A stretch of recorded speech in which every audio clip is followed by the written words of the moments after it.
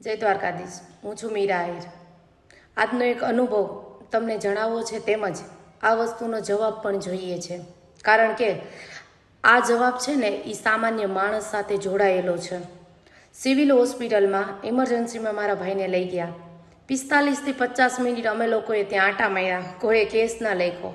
પછી એના પછી એટલો મિનિટ આટા માર્યા પછી માણસ એમ કહી દે કે અમે અમારો ટાઈમ થઈ ગયો જમવાનો, 2 વાગી ગયા છે, હવે અમે આમને ન લઈ જઈએ, અમારો બ્રેક છે, આવો જવાબ મળે અમને।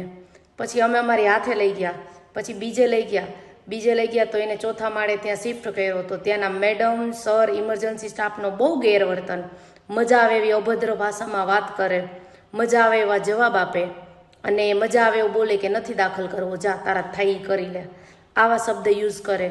તો આ વસ્તુમાં જવાબદાર કોણ?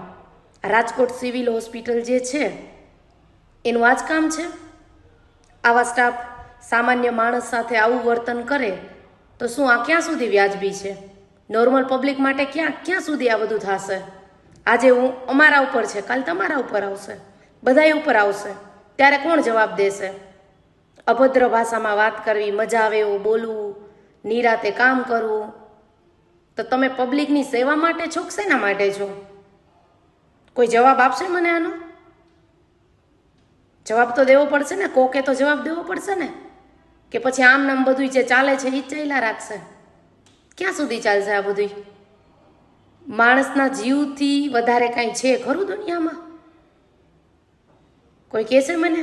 આ વસ્તુનો મને જવાબ જોઈ છે। રાજકોટ સિવિલ હોસ્પિટલ આ વસ્તુનો જવાબ જોઈ છે મને, જે તમારા સ્ટાફની બહુ એટલે બહુ ગેરવર્તન કરે છે અને મજા આવે એવા જવાબ આપે છે ને એનો।